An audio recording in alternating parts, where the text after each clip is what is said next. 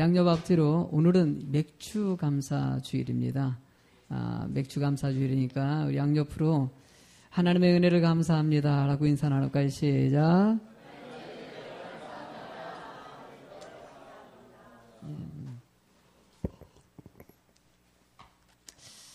맥주 감사절마다 제가 꼭 떠오르는 이 브라질 말이 한마디 있죠. 아시는 분? 아브리가도가 아니라 오브리가도. 오브리가도라는 것은 브라질 사람들이 통상적으로 인사말입니다. 우리나라는 인사말을 안녕하세요라고 하지만은 브라질 사람들은 오브리가도라고 얘기합니다. 감사합니다라는 뜻이에요. 우리나라도 좀 이런 인사법이 있으면 좋을 텐데. 안녕하세요는 죽지 않고 살았느냐 이 말 아닙니까? 옛날에 너무나 어려운 시절을 보냈던 우리나라 사람들에게는 밤새 안녕했냐고 정말 죽는 사람들이 많이 있어가지고 그래서 밤새 동안 잘 편안하게 있었냐고 하는 것이 어느 순간에 우리나라의 인사법이 돼버렸어요. 우리나라도 이제는 인사법이 좀 달라질 필요가 있다는 생각이 듭니다. 오브리가도 참 좋은 것 같아요. 브라질로 한번 해보실래요? 오브리가도. 양옆으로 한번 인사 한번 해보세요. 브라질로 오늘 한번 해볼까요? 오브리가도. 오글오글 거리십니까? 오브리가도. 여러분들 직업마다 싫어하는 말이 있다고 합니다. 싫어하는 말. 의사들에게는요, 앓느니 차라리 죽는 게 낫다. 이 말을 의사들은 싫어한다고 합니다. 치과에서는요, 이 없으면 잇몸으로 살지. 이 말을 싫어한다고 합니다. 산부인과에서는요, 무자식이 상팔자다. 학원에서는요, 하나를 가르치면 열을 깨우친다. 이 말을 싫어하고, 또 한의원에서는요, 밥이 보약이다. 이 말을 싫어한다고 합니다. 사탄이 가장 싫어하는 말은 뭘까요? 사단이 싫어하는 말은요. 사단이 가장 싫어하는 말은 그래도 감사해요라는 거예요. 늘 감사로 사는 사람들을 사단이 제일 싫어한다고 합니다. 늘 불평하고 원망하는 삶이 되는 것을 사단이 원하는데 이런 일 터지고 저런 일 터져도 그래도 감사하는 마음을 가지는 사람. 여러분들 우리 사단이 싫어하는 행동 좀 합시다. 늘 감사하는 삶. 예. 여러분 본문의 16절도요. 바울 사도가 이렇게 고백합니다. 읽어보실래요? 16절 말씀 시작. 내가 기도할 때 너희로 말미암아 감사하기를 그치지 아니하고 라고 해요. 감사하기를 어땠다? 그치지 아니했다.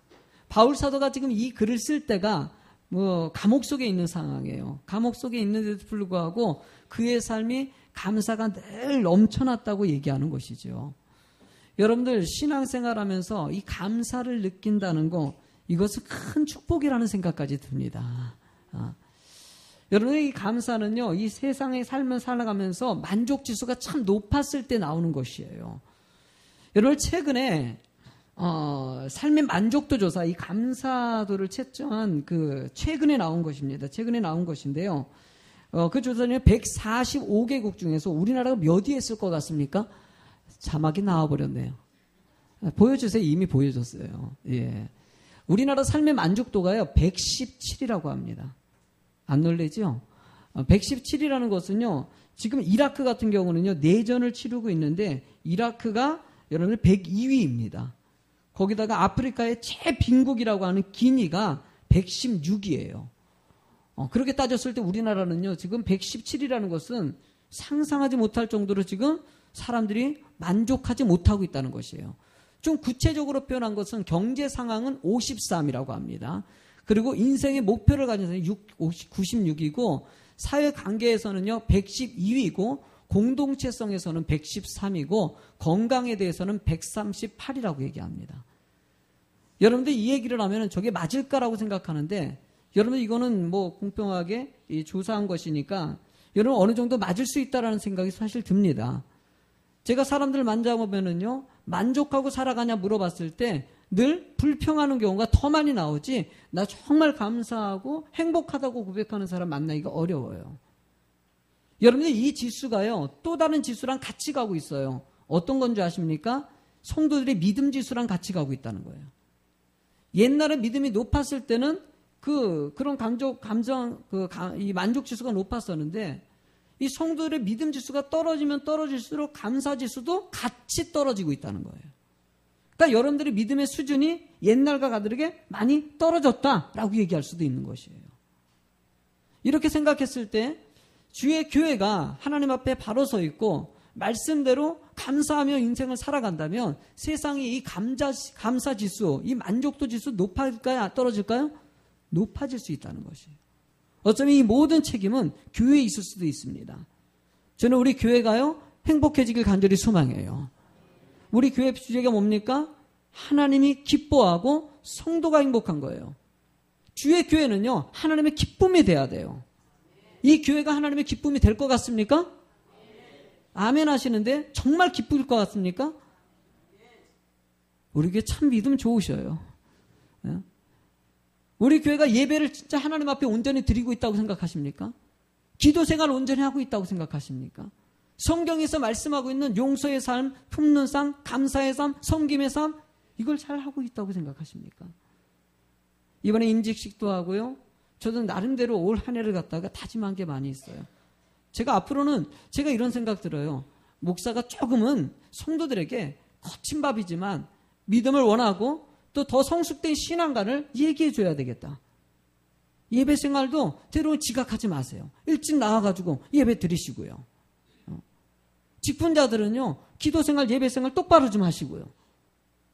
장로님, 안수집사, 권사님 정도 됐으면은요, 직분 받은 것이 중요한 것이 아니라 예배 생활도 좀 온전히 드리고요. 앞자리 좀 뒤에 이제 권사님들 정도 뒤에 앉지 마세요. 권사님 직분 정도 되면요, 이제 앞자리 좀 앉아가지고요, 예배 드리시고요. 새벽 예배도 좀 드리시고요. 그 직분자들이 먼저 본이 안 되니까 전체적인 질서도요, 바로 잡히지 못하고, 목사도 늘 눈치 보면서 혹시나 시험 들지 않을까. 꼴뜻하면 또 목사님이 나한테 한 말이야. 이제 이 얘기 또 꺼내면은요, 한 주간에 와가지고 목사님 나한테 한 얘기죠. 아니에요, 다한테 한 소리예요. 신앙생활 좀 바로 좀 해보자는 것이에요. 하나님 앞에 교회가 온전히 서고 예배가 온전히 서고, 여러분들 이런다면은 여러분들 삶에 하나님의 기쁨이 되게 돼 있고 그 안에서 마음의 기쁨도 나올 수 있다는 것이에요. 저는 예수비전교회가 이런 의미에서 행복지수를 높이는 것은 여러분들에게 비교해가지고, 여러분들 경제적으로 어려우십니까? 아프리카에도 가난한 사람이 있어요. 비교해서 여러분들 행복하십시오. 건강이 너무나 힘드십니까? 지금 다 죽는 사람도 있어요. 지금 암투병해가지고 너무나 고통받는 사람도 있으니까 지금 이 정도 만족하십시오. 비교해가지고 감사 누리는 것이 아니라 여러분들의 생활 가운데 하나님이 함께 하시고 온전한 주의 성도로서 기뻐하는 자가 되길 주님이 원하신다는 거예요. 저는 그래서 오늘 본문의 말씀을 어떻게 하면 이 감사가 이 바울사도 같이 감옥 속에 있고 너무나 힘든 상황 가운데 있는데도 그가 어떻게 했길래 이렇게 감사했을까? 본문의 말씀을 통해 가지고 세 가지만 얘기를 한번 해보자고 합니다. 첫 번째로 이 감사가 끊임없이 유지되기 위해서 필요한 것은 바로 사랑입니다. 사랑은 감사의 삶을 만드는 큰 은혜라는 것이에요. 여러분들 15절의 말씀을 읽어볼까요? 시작. 이로 말미암아 주 예수 안에서 너희 믿음과 모든 성도를 향한 사랑을 나도 듣고. 이 말이 무엇입니까? 바울 사도가 에베소 성도님들의 사랑으로 교제하는 소리를 내가 들었다는 것이에요. 여러분들 바울 사도는요, 역으로 에베소 성도님을 지극히 사랑했어요. 감옥 속에 있으면서도 그들의 삶을 살피고 그들을 도우려고 애쓰는 모습이 있지 않습니까? 바울이 사랑하니까 에베소 성도님들도 그 사랑받아가지고 성도들끼리 서로 사랑의 교제가 그 안에서 이루어지더라는 것이에요. 교회는 그래서 사랑의 근본입니다. 서로 품고 서로 용서하고 함께 있으면 기쁘고 은혜가 있는 장소가 되는 거. 왜 이런 사랑이 나왔을까요? 예, 본문의 그 1장 13절에는요. 이유가 이렇게 나와 있습니다. 읽어보실래요? 그 안에서 너희도 진리의 말씀 곧 너희의 구원의 복음을 듣고 그 안에서 또한 믿어 약속의 성령으로 인치심을 받았니. 이 말씀이 뭡니까? 그 말씀을 듣고 믿어가지고 성령의 은혜 가운데 사는 성도들이 됐기 때문에 사랑한다는 거예요. 하나님의 사랑을 온전히 체험하고 믿음에 거하면은요, 사랑하지 말라 그래도 사랑하는 사람이 됩니다. 저는 최근에 읽은 이번 주 중에 동행전도학이라는 책이 있습니다. 이 책을 읽고 참 은혜를 많이 받았는데 김남식 교수님이 이 책을 쓴 교수님이 이번 주 중에 우리 교회를 좀 방문하셨어요. 방문하셔가지고 같이 식사도 하고 얘기 좀 나눴어요. 이유는 뭐냐면은 한국에 있는 건강한 교회를 갖다가 위해서 뭔가 이렇게 좀 조사를 하고 있는 가운데서 우리 교회도 하도 이제 뭐 이렇게 소문이 좋게 난 것 같아요. 우리 교회는요. 그러다 보니까 우리 교회가 건강한 교회라고 생각하시고 우리 교회를 조금 얘기 좀 나누고 싶어서 교수님이 오셨어요. 오셔가지고 얘기 나누면서 사실 이 책은 제가 미리 알고 있었고 이 책을 미리 다 읽었어요. 그러면서 주중에 교수님 만났기 때문에 이 말씀이 더 떠오르는 것이에요. 이 책의 내용 중에서요. 어떤 내용이 있냐면은 이 패트릭의 이야기가 있습니다. 이 패트릭이라는 사람이 영국에서 5세기경에 이제 영국에서 살았었는데 이 사람이 무미건조한 신앙생활을 했어요. 그냥 주일날에 예배만 와서 앉아있다가 그러면 목사님 쪽에 교회에서 진행하는 거에 마음 들면은 박수 쳐주고 안 좋으면 뒤에서 부정적인 얘기하고 그리고 예배 드릴까 말까 고민도 하다가 이렇게 그냥 흐지부지한 신앙생활하는 사람이었어요. 이런 신앙생활 가운데서 이 사람이 당시에 켈트족이라고 야만족에게 납치가 됩니다. 그래가지고 노예생활로 전락합니다. 야만족의 노예가 돼버렸어요. 거기 끌려가서 고통 가운데 있으면서 사람들이 그렇지 않습니까? 그 고통 가운데 있는데 뭔가 방법을 찾지 않습니까? 이 패트릭이라는 사람이 방법을 찾았는데 하나님을 바라보는 방법을 찾은 거예요. 너무나 힘들다 보니까 이걸 어떻게 벗어나지? 그렇죠. 너무나 고통 가운데 있으면은요. 하나님 나 좀 도와주세요. 이런 얘기를 하지 않습니까? 이 사람도 신락 같은 힘만 가지고 하나님을 의지했던 것이에요. 의지하면서 그때 하나님을 만나게 됩니다. 더 깊이 있는 신앙안이 거기서 만들어지더라는 거예요. 그러고 나서 그 말씀을 통해서 이 자기를 갖다 납치해서 그렇게 비참한 인생을 살게 만드는 이 켈트족을 향해서 사랑을 품습니다. 그들을 용서하고 그들이 아주 그냥 억압 가운데 있는데도 불구하고 용서하고 사랑으로서 그런 공동체 속에서 같이 그냥 살더라는 것이에요. 이렇게 살던 이 패트릭이라는 사람이 6년 만에 거기서 탈출하게 됩니다. 지옥 같은 생활에서 탈출해가지고 나와가지고 얼마나 평안합니까? 얼마나 행복합니까? 그런데 예배 가운데 어느 날 음성이 들려오는데 다시 거기로 들어가래요. 하나님이.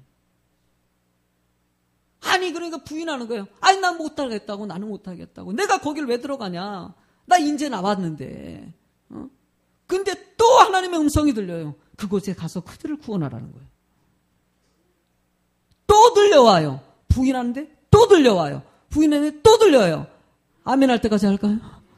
여러분들 계속 그 요청이 들어오자 그가 그걸 받아들입니다. 그리고 그 같이 동역하는 사람들과 기도 요청을 하고 멤버팀을 만들고 그러고 나서 그들을 복음화시키는 일에 진행을 하게 됩니다. 먼저 그들이 무릎 꿇고 기도하고 성경에서 얘기하는 진정한 사랑의 모습들을 만들어갑니다. 여러분 이렇게 해서 시작됐던 이 켈트 기독교 이 켈트의 복음전도 운동이 어떻게 되냐면요. 여러분들 이 데이터로 보면 700개의 교회를 개척하는 일이 벌어져요. 이 시작이 거기다가 1000명의 성직자에게 안수하는 일이 벌어져요. 150개의 켈트족 중에서 30-40개의 부족이 완전한 하나님의 백성이 됩니다. 당시에는 전혀 있을 수 없는 일을 한 사람도 하나님의 복음화를 이룰 수 없다고 얘기한 이 야만족들을 여러분 30-40개 부족을 복음화시키는 놀라운 일들을 만듭니다. 그래서 그 이후로 켈트 기독교라는 얘기가 나왔어요. 정말 하나님의 거룩한 공동체로 만들어진 사람들이 가는 곳에 변화가 일어난다 이 뜻입니다. 여러분 하나님의 변화는요. 하나님을 진심으로 사랑하는 사람. 하나님의 진실된 선택된 백성들을 통해서 이 땅이 변화될 수 있다는 것이에요. 저는 주의 교회가 이런 건강한 교회가 되길 간절히 소망해요. 진정한 사랑이 있는 교회가 되는 거. 여러분 모든 것을 품고 모든 것을 감싸 안았을 때 그 사랑의 힘이 진정한 감사를 만들어낼 수가 있어요. 전쟁 통해서 혼자 고립돼가지고 거반 죽을 사람이 나중에 살아났어요. 근데 이 사람이 어떻게 살아났냐 그랬더니 지갑 속에 있는 자기가 죽고 힘들 때마다 지갑 속에 있는 꺼내가지고 가족들 사진을 본 거예요. 내가 사랑하는 가족이 있는데 내가 사랑하는 사람들이 있는데 이거 바라보면서 그가 힘을 냈다는 거예요. 여러분들 사랑은요 힘을 만들어냅니다. 아무리 절망적이고 원망하고 불평하는 가운데 있더라도 사랑하는 사람이 있으면. 저도 제가 암 투병하고요. 병원에서 정말 힘든 순간 우리 성도님 중에서도 지금 투병하시는 분이 계셔요. 쉽지 않아요. 너무나 힘들어가지고 예배도 드리기 힘들 정도로 고통스러워요, 사실은요. 그런데도 기쁨으로 예배 드리면서 이겨내는 모습 볼 때마다 느껴지죠. 그때마다 전화로 알고 통화를 하면 어때요? 뭐 물어보면은요, 기도해 주시는데요. 뭐 이러면서 하나님이 함께 하시고 우리 성도님들이 기도해 주시는데요. 왜요? 사랑하는 사람들이 있기 때문이에요. 저는요, 여러분들도 이런 사랑의 공동체를 만들어가는 여러분이 되길 줄로 믿습니다. 여러분들 성경에는요, 출애굽기에 뭐라고 나와 있냐면은 23절에 보면요, 출애굽기 23절에 보면 절기를 갖다가 지키라고 얘기하면서 유월절과 맥주감사절과 추수감사절에 대해서 지키라고 얘기 나왔어요. 이렇게 얘기 나오고 신명기서 16장에서는 또 뭐라고 얘기하냐면은요, 맥주감사절을 지키되 하나님 앞에 정성껏 예물을 드리고 그 예물을 가지고 성도들과 은혜로 나누고 나서 어려운 사람들, 고아와 가부와 레위인과 힘든 사람들을 위해서 그들과 함께 즐거워하라라고 얘기 나오고 있어요. 여러분을 주의 예물을 통해 가지고 어려운 사람들에게 사랑을 나누라는 것이에요. 그러니까 맥주감사절은요, 여러분들이 사랑을 나누는 날이에요. 그동안 잊었던 사람들, 힘들었던 사람들을 헤아리는 날이라. 내가 오늘 감사의 마음을 가져야 되겠다. 이 정도 수준에서 그치는 것이 아니라 다른 힘들고 어려운 사람들에게 감사의 마음을 심어줄 수 있는 날이 되라는 것이에요. 저는 예수비전교회가 이런 교회가 되길 소망하는 거예요. 늘 누가 봐도 감사가 있으면은요, 그 사람을 통해서 나도 저절로 감사하는 마음이 생기는 것이에요. 여러분들 이런 감사의 삶을 살아가는 성도가 계속 이어져서 살려면은 두 번째로는요, 어려움에도 소망을 가져야 된다는 것이에요. 어려움에도 소망을 가질 때 감사의 고백을 하게 된다는 것입니다. 여러분들 18절 말씀을 같이 한번 읽어보시겠습니까? 너희 마음의 눈을 밝히사 그의 부르심의 소망이 무엇이며 성도 안에서 그 기업의 영광의 풍성함이 무엇이며. 하나님은요, 우리들의 마음의 눈을 열 때 소망을 만듭니다. 꿈을 가지게 한다는 것이에요. 거기서 풍성한 열매들이 거기서 나온다는 것이에요. 소망을 가진다는 게 얼마나 중요한지, 내가 바라보는 것이 있어야 된다는 것이에요. 여러분들 이 인생 중에서 두 가지 인생입니다. 풍랑형의 인생이 있고요, 그 다음에 순풍형의 인생이 있다고 합니다. 이 풍랑형의 인생은요, 삶 가운데 늘 힘들고 어려운 일들이 계속 닥치는 사람들을 얘기하고요, 순풍형의 인생은요, 삶 가운데 늘 감사가 있고 은혜가 있는 사람을 얘기하는 거예요. 이것은 다시 말하면은요, 풍랑형의 인생은요, 똑같습니다. 순풍형과 풍랑형도 똑같이 환경 가운데 힘든 일들이 있는데, 풍랑형은 늘 힘든 일들만 바라보고 어려운 일만 바라보고 그리고 불평하면서 늘 원망하면서 인생을 살아가는 사람을 풍랑형이라고 얘기하고, 순풍형은요, 힘들고 어려운 일이 있는데도 그 어려운 일들을 타고 가는 사람이에요. 태풍이 불면 태풍의 그 바람을 타고 더 빨리 가는 사람을 얘기하는 거예요. 하나님은 여러분들이요, 이런 순풍형의 인생이 되길 원하시는 거예요. 기왕이면 힘들고 어려운 조건 보는 것이 아니라 하나님이 주신 축복을 바라보는 것이에요. 제가 보니까는 우리 교회에 제가 초등학교 때 선배가 있더라고요. 동창. 후배도 있고요. 이 봉천동에 살았거든요. 제가 은천 초등학교 출신들이 계시더라고요. 근데 이 은천 초등학교 옛날에 가면요, 제가 어렸을 때 길가에 가면 똥이 있었어요. 그죠? 똥이 있었어요. 아유, 똥을 이렇게 길거리에 싸는 사람이 있어요. 옛날에 그래요. 이거 이해가 안 가지만 옛날에 그랬지 않습니까? 길거리에 똥도 있고 막 그랬어요. 그런 반면에 들꽃도 있고요. 사람들이 길을 가다가요, 똥을 바라보면서 아유 더러워, 아유 어디다 저렇게 똥을 싸놨어, 막 계속 그냥 쳐다보면서 더럽다고 얘기하고. 그러면 이제 자꾸 그러면 옆에서 한마디만 좀 해줘. 그만 보시라고. 똥을 보지 마시고 여기는 이쁜 꽃이 있지 않냐고. 왜 똥 바라보면서 그렇게 그냥 원망하고 그냥 욕하고 그럴 것이 아니라 꽃 보면서 아유 이쁘다, 어떻게 들에 이렇게 이쁜 꽃이 피었을까. 여러분들 우리 인생도 마찬가지예요. 힘든 것 바라보면서 왜 이렇게 나는 힘들고 어렵고, 그것도 알고 보면은요, 그렇게 힘든 일이 많지는 않아요. 아까 그 행복지수가 얼마나 웃긴 일입니까? 우리나라가 전 세계 경제지수가 10위예요. 그만큼 11번째로 잘 산다는 것이에요. 우리나라 선진국이에요. 아십니까? 모르지요? 우리나라 선진국이에요. 선진국에 대해서 전 세계적으로. 이렇게 잘 사는 나라가 왜 이렇게 불평과 원망이 많을까? 여러분들 감사를 놓쳤기 때문이에요. 꿈을 잃어버리고 늘 불평하면서 자신의 현실만을 바라보기 때문이라는 것이에요. 여러분, 하나님은 여러분들이 앞을 보는 자가 되길 원하십니다. 힘들고 어렵더라도 거기서 이겨낼 수 있는 믿음이 거기 속에 나오는 거예요. 요나서를 읽다 보면요, 요나가요, 하나님이 이 니느웨로 가가지고 그 나라 사람들을 회개시키라 그랬더니 이 요나가 생각했을 때 니느웨는 적국이에요. 아니, 나는 거기 가기 싫다는 거예요. 나 거기 안 가고 차라리 다시스로 가겠다는 거예요. 이 다시스로 가는 그 배가 어떻게 됩니까? 폭풍우를 만나요. 태풍 만나가지고 거반 죽게 돼가지고 제비 뽑았는데 요나가 걸렸어요. 그 요나를 갖다가 바닷속에다 집어넣었더니만은 바다가 잔잔해지네. 원인이 거기였었던 거예요. 요나가 이제 자기는 끝이다. 여기서 인생이 끝이다 하고 죽었는 줄 알았더니 괜히 큰 고기가 나타나가지고 덥석무네요. 뱃속에 들어갔는데도 생명이 조금 있어가지고요. 거기서 조금 생명 부재한 상황 가운데서 거기서 마지막 기도를 합니다. 죽음의 직전에 뭉클기 있어요. 어떤 게 회개 기도라는 것이죠. 하나님, 내가 잘못했군요. 돌이켜 생각해보니까 하나님의 약속의 땅을 말한 명령의 땅을 갔어야 되는데 내가 내 생각대로 판단해가지고 잘못했습니다. 회개하지 않습니까? 그런데 이 요나서를 읽다 보면요, 이 특이한 상황이 나옵니다. 이렇게 자신이 절박하고 힘들고 회개하는 가운데 요나가 감사하고 있다는 거예요. 말씀을 한번 읽어보실래요? 요나서 2장 9절을 읽어보실래요? 같이 읽어보실래요? 시작. 나는 감사하는 목소리로 주께 제사를 드리며 나의 소원을 주께 갚겠나이다. 구원은 여호와께 속하였나이다. 자기가 물속에 속에 있으면서 절박하고 죽음 직전에 있으면서 회개하면서도 나는 주님께 감사한다고. 이렇게 회개할 수 있는 마음을 주신 것도 감사하고 모든 것은 하나님의 뜻 안에 있습니다. 여러분, 이 말씀 다음에 물고기가 토해버립니다. 여러분들, 우리의 인생은요, 원망하고 불평하는 것이 아니라 하나님의 꿈을 다시 꿨을 때 그때 하나님께서 길을 열어주시고 또 다른 희망이 되게 하신다는 거예요. 여러분의 세상에 순리라는 것이 있습니다. 받아들여야 될 것이 있어요. 세상에는 이 어려움과 고통이 있다는 거 받으셔야 됩니다. 사계절이 있고요. 여러분들 태풍도 있는 것이고 가뭄도 있는 것이고 요즘에 여러분들 정부에서요, 여러분들 아십니까? 지금 태풍이 지금 올라오고 있잖아요. 태풍 제발 좀 올라와 달라고. 모르시죠? 태풍이 지금 올라와야 돼요.